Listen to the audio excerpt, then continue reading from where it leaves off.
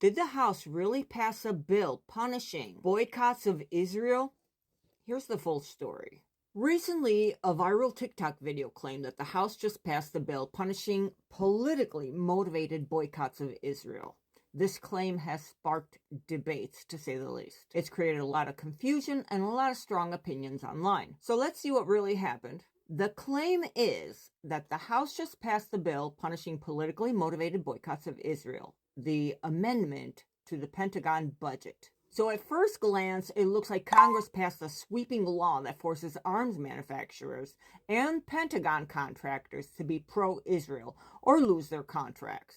But what's actually in the legislation is a bit more specific. So yes, the U.S. House of Representatives did recently pass an amendment targeting companies that boycott Israel. This amendment was introduced by Rep. Laura Boebert, and it was attached to the Pentagon's defense budget. Its purpose is to bar companies that engage in boycotts of Israel from receiving Department of Defense contracts. And this aligns with the border trend of so-called anti-BDS legislation, which exists in many U.S. states.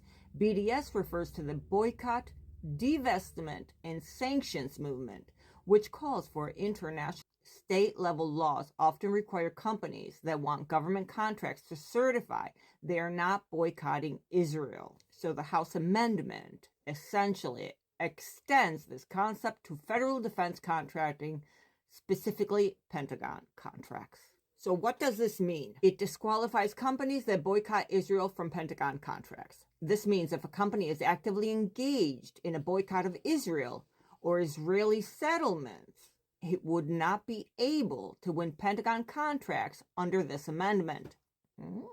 But it does not criminalize boycotting Israel, to be clear. Companies and individuals are still legally allowed to boycott Israel if they choose to do so. The amendment simply makes it a condition of doing business with the Pentagon that they are not participating in such boycotts.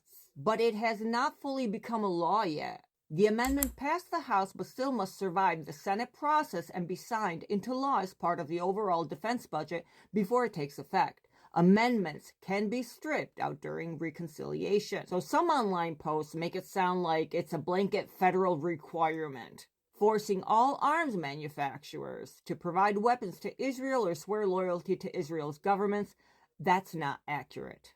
There is no law requiring every contract to support Israel or its ideology, and there is no requirement to specifically manufacture weapons specifically for Israel as part of doing business with the U.S. military. It does not jail or fine anyone that simply is supporting the boycott. But there is a penalty, and it's financial. It's the disqualification from Pentagon contracts, not criminal.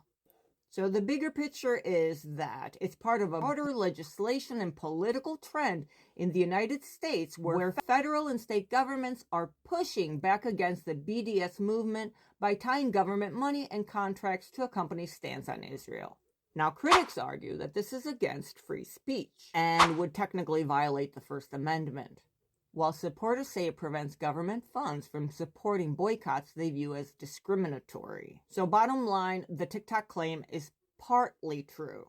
What's true is the House passed an amendment to the Pentagon budget that punishes companies that boycott Israel by making them ineligible for Pentagon contracts. What is not true and misleading is it does not broadly force all U.S. military contractors to be pro-Israel or require them to supply Israel with arms. It's a contracting condition, not a universal loyalty oath. Plus, it's not even final yet. The measure needs to pass the Senate and be signed into law. So there's a little bit of truth to that viral video, but partially. And it was very misleading. So what do you think about all of this?